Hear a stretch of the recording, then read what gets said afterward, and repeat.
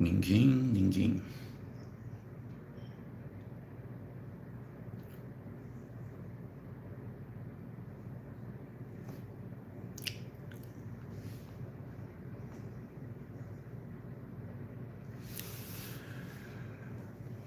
A paz do Senhor Jesus, meus irmãos, a paz do Mestre, que Deus abençoe quem me ouve e que o Senhor Deus Todo-Poderoso possa se fazer presente através dessa live. Era a intenção fazermos uma live para os irmãos, mas não sei se o YouTube não notificou. Aqui para mim não aparece se tem alguém ao vivo ou não, não sei. Mas nós meditaremos na palavra do Senhor de qualquer forma e vai ficar gravado como os irmãos estavam acostumados. Foi a direção que o Senhor me deu e nós vamos obedecer à visão celestial. E o texto hoje, para nossa breve reflexão, ela encontra-se no Evangelho de Jesus Cristo. Quero ler com vocês, segundo o autor e pastor João. Quero ler a partir do capítulo 1, do verso 10, para aquilo que o Senhor quer falar conosco no dia de hoje. Diz assim: Veio ao mundo que ele criou, mas o mundo não o reconheceu.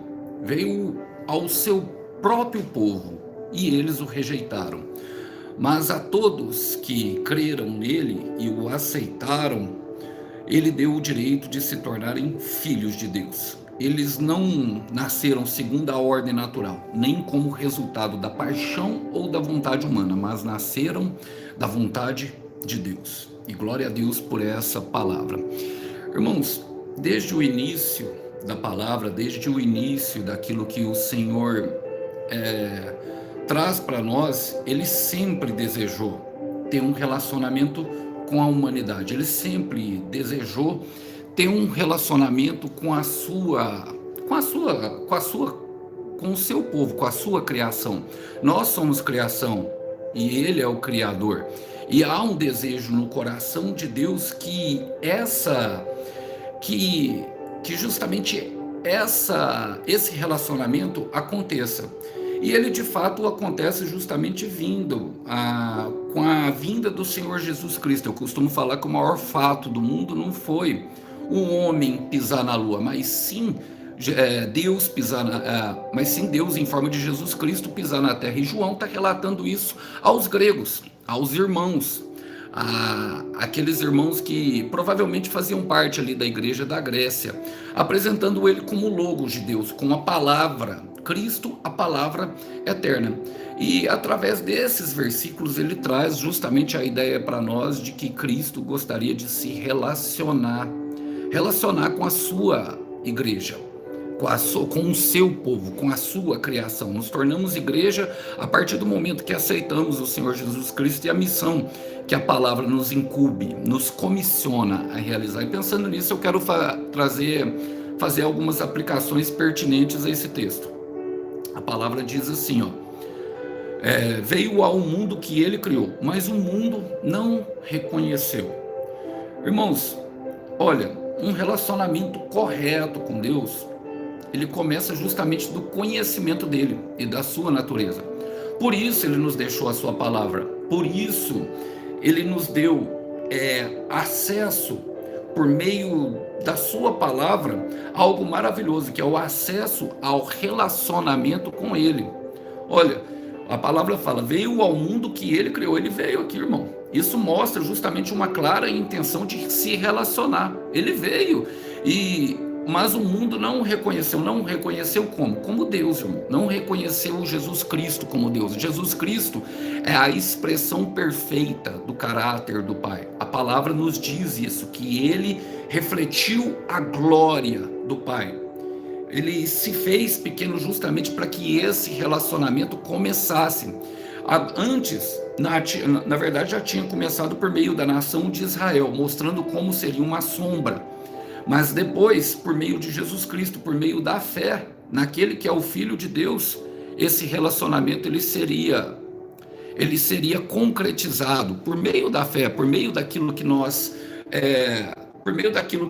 nos interagimos com ele, através do nosso quarto de oração.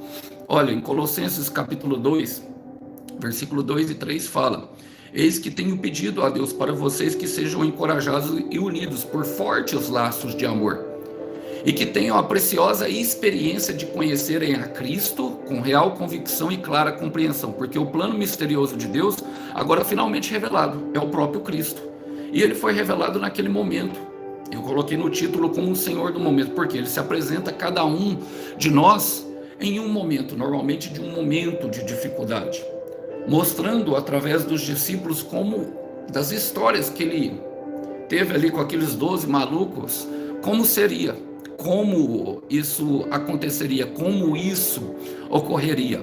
Nós vemos, por exemplo, em Mateus capítulo 14, quero ler com vocês, o versículo 25 e 26. A palavra fala que o Senhor Jesus deu uma ordem aos discípulos para atravessar do outro lado do mar. O detalhe é que ele ficou orando, ele ficou em cima do monte, o monte que tem naquela região, daquele lago que ele deu a ordem aos discípulos, dava para ele visualmente, humanamente falando, observar o barco. Mas nós não podemos esquecer que Jesus era Deus e tinha pleno conhecimento de tudo, sabia de todas as coisas e vivia na plenitude do Espírito. Então, talvez em seu espírito ele pudesse contemplar a aflição dos discípulos que, depois de 9 horas, ainda não tinham saído do lugar. O detalhe é que aquela caminhada era uma caminhada de 1 hora. Mas o que Cristo havia lhes reservado, o que Cristo gostaria de proporcionar a eles, que eles experimentassem. Vamos ler?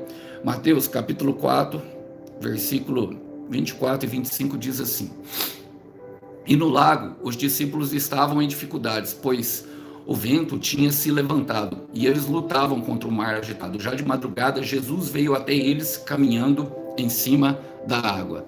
Isso é maravilhoso de pensar, irmãos. Eles tinham visto e tinham experimentado uma outra transição dessa para o cimo do mar, aonde a tempestade, da mesma forma, sutigava o coração deles, e a tempestade fala das circunstâncias. O mar fala das circunstâncias que nos cercam, dos obstáculos que temos que enfrentar na vida. E são nesses momentos de grande dor que nós experimentamos, que nós podemos verdadeiramente experimentar, como Paulo fala, ter o conhecimento de Cristo. No versículo 3 ele vai falar que todos os tesouros da sabedoria estão escondidos nele. E é nesses momentos de dor, irmão, vocês conseguem imaginar como estava o sentimento dos discípulos? Algo que eles já estavam acostumados a fazer, algo que eles já vinham fazendo há muito tempo. Pedro, João e Tiago eram pescadores, então eles estavam acostumados com aquilo, só que uma travessia que duraria no máximo 1 hora, mesmo em muita dificuldade daquilo que eles estavam acostumados, já tinham se passado aproximadamente ou até mais de 9 horas. Sem falar que o período era de trevas, era alta madrugada, era noite. Então nós percebemos que através dessa mensagem o Senhor nos dá experiência. Por quê? Porque ele veio sobre o mar. E nós nunca saberemos como Cristo virá, nós nunca saberemos como ele irá agir na nossa vida, mas uma coisa nós podemos certeza, que nos momentos de trevas, nos momentos em que a dificuldade foi imensa, ele aparecerá para nos dar justamente uma experiência com ele. E eu quero falar para você, meu irmão, minha irmã, que vê esse vídeo, não desista. Olha, a palavra fala, veio para o seu próprio povo, e eles não rejeitaram, continuando no texto. Irmão, nós rejeitamos o novo sem mesmo saber qual é a vontade dele. Muitas vezes isso irá acontecer. Jesus Cristo veio por meio do povo de Israel. Ele nasceu israelita, judeu, cumpriu todas as leis, cumpriu tudo aquilo que deveria se cumprir. Exercitou a lei e cumpriu toda a lei, tudo aquilo que os outros anteriores não fizeram, ele fez. Para quê? Para que o povo experimentasse a salvação, para que o povo pudesse justamente reconhecer. Temos um exemplo nisso, por exemplo, do apóstolo Paulo, irmão, fariseu, zeloso, acostumado mesmo a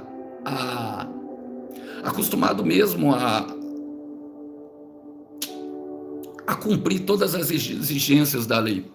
E no mais alto ali, vamos dizer, da sua empáfia, da sua arrogância, daquilo que ele achava e cria, na verdade ele nem achava, no seu coração a convicção era grande de que ele fazia a vontade de Deus, ele perseguia Jesus Cristo, a qual o próprio Senhor Jesus apareceu para ele em Atos 9, eliminando tudo aquelas respostas, sabe?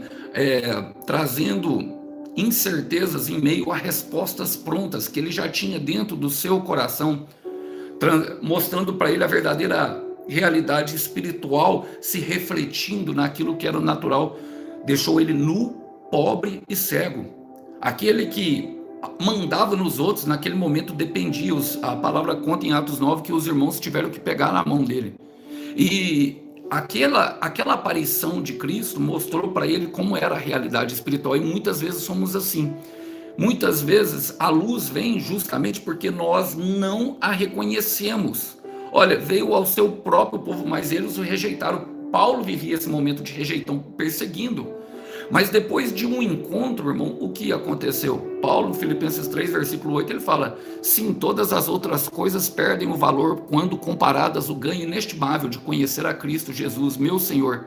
Eu pus de lado tudo o mais, achando que valia menos do que nada, a fim de poder ganhar a Cristo. Em algumas versões fala que ele considerou lixo. Lixo, irmão. Ele não se perdeu na sua própria arrogância, ele não se perdeu na sua própria soberba, porque Cristo apareceu para ele. E é disso que esse texto fala, da sua graça maravilhosa. Irmão, e a graça não se trata de quem é digno, de quem não é digno. O texto de Paulo, ele me traz bastante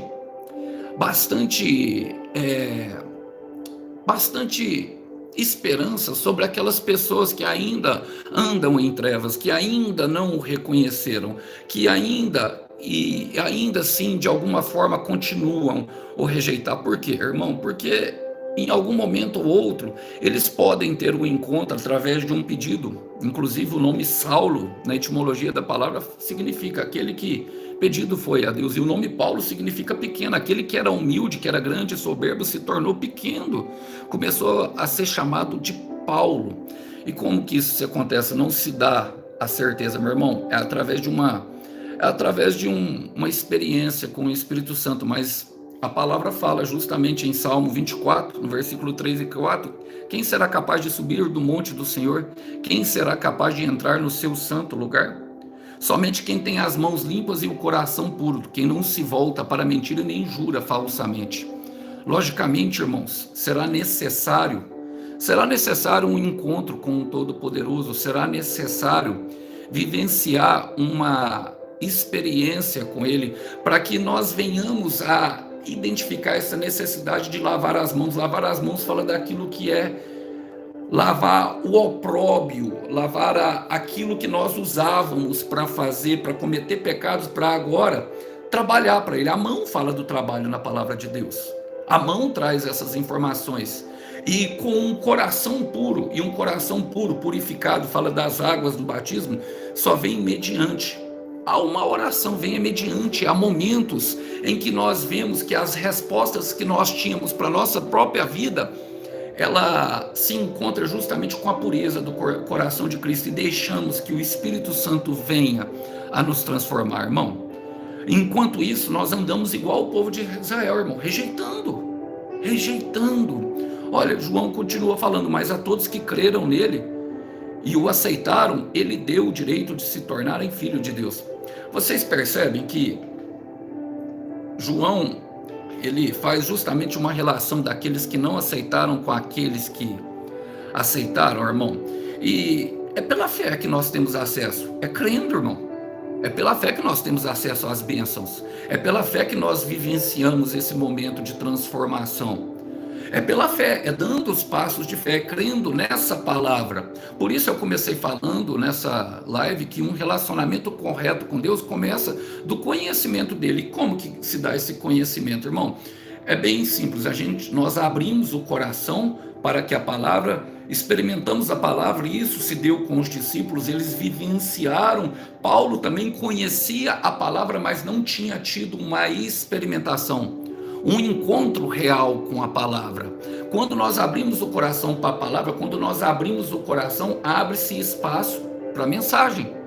E quando a mensagem entra, o que acontece, irmão? A partir daquele momento nós somos submetidos e vivenciamos um processo. E é justamente o que os discípulos viviam no mar de Genezaré. Era naquele mar, no mar da Galileia. Bom, eu não sei o mar, agora me confundi um pouco, mas eu creio que o mar de Genezaré é o último mar, que eles se encontram. Bom, era assim também chamado. Não importa o nome, mas naquele mar eles tiveram uma experimentação daquele que veio andando sobre os mares. O detalhe é que naquele momento eles olhavam Jesus como um fantasma, irmão. E um fantasma é uma figura mítica, que talvez nem conhece, muitos acreditam nisso. Talvez pensassem que Jesus era um demônio. Só que Jesus vem andando sobre o mar e, através da voz, porque eles estavam em trevas, eles conseguiram reconhecer um mestre no meio daquelas turbulentas tempestades. Então, o que muitas pessoas não entendem, irmão, é que no pior momento da nossa vida é que nasce a nossa fé. Eu quero repetir. É no pior momento da nossa vida é que nasce a nossa fé. Eu creio que essa ministração, essa pregação vai de encontro a pessoas que têm vivido momentos turbulentos, sabe, que têm vivido momentos de dificuldade extrema e não conseguem entender o que está acontecendo. Eu quero te dizer, meu irmão, eu quero te dizer, minha irmã, que Deus quer te dar uma experiência que vai marcar a sua vida para sempre. No próprio Salmo 24, versículo 6 e 7 fala: abram-se portas eternas, abram-se para que entre o Rei da Glória. Que portas é essa, irmão? Eis que estou à porta e bato. É a porta do nosso coração. A igreja de Laodiceia, Jesus Cristo está de fora e constantemente ele tem batido na nossa porta. O amor tem batido à porta. No versículo ele fala: quem é o Rei da Glória? O Senhor forte e poderoso, invencível nas batalhas. Nesses momentos de guerra é que nós perceberemos que Ele é o Todo-Poderoso. É que nós perceberemos que Ele é verdadeiro e Ele é fiel para cumprir a sua palavra sobre nós. É nesses momentos, irmãos. É nesses momentos de dificuldade.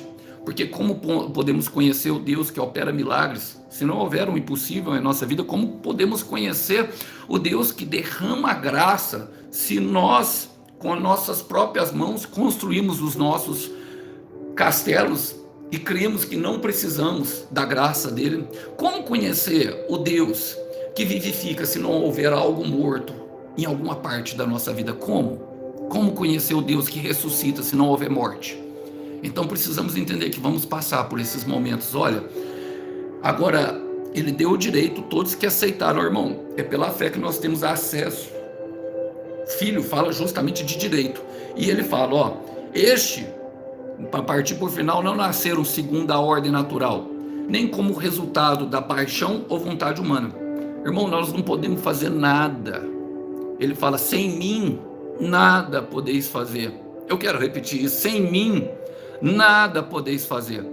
Nós não conseguimos fazer nada pela própria vontade, irmão, pela nossa própria força. É quando nós tomamos essa consciência que verdadeiramente nós vamos ser livres, irmão. E vamos experimentar o maior nível de libertação. Qual é? De nós mesmos. Nós precisamos ser livres dos nossos próprios conceitos. Nós precisamos ser livres da nossa própria vontade. Por isso que eu falei que quem rejeita o novo, irmão, sem saber por quê. Porque Israel tinha um grande problema, irmãos. Eles eram apegados na lei, naquilo que eles poderiam fazer para Deus. Eles eram apegados naquilo que eles verdadeiramente poderiam executar para o Senhor.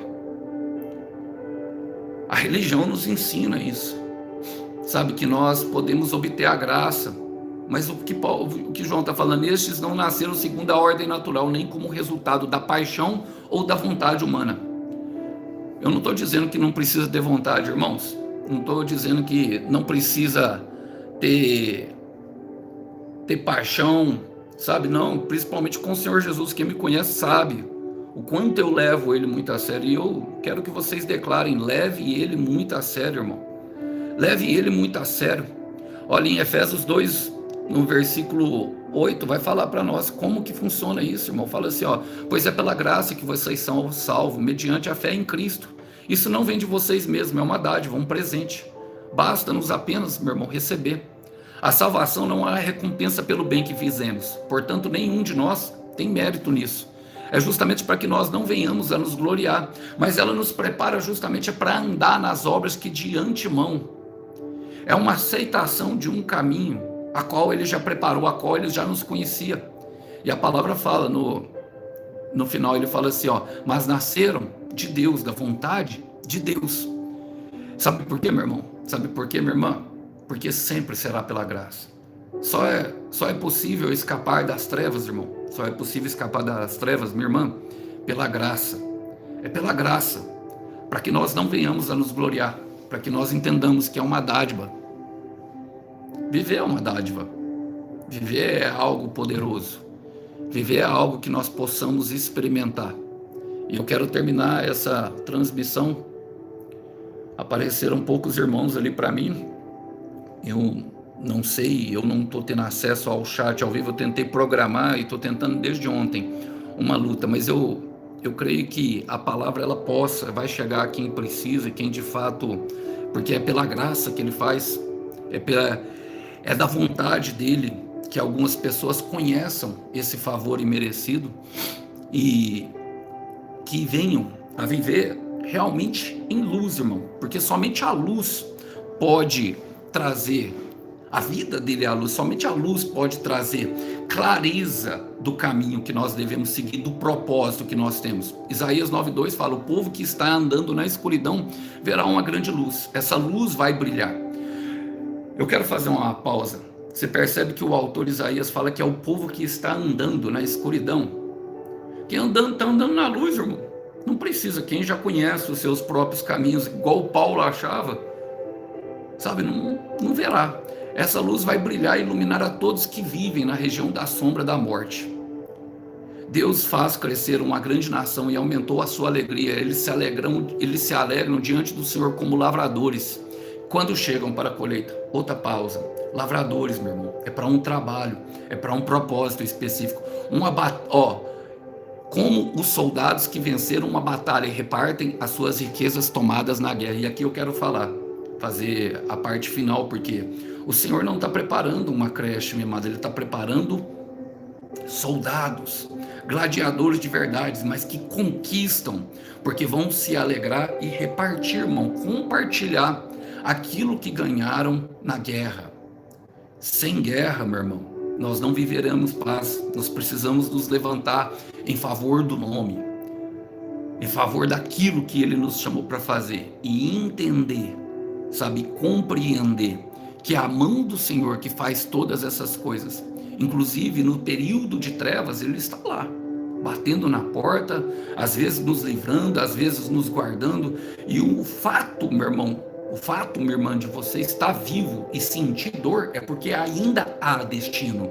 O fato de você vivenciar o que tem vivenciado é porque existe uma promessa.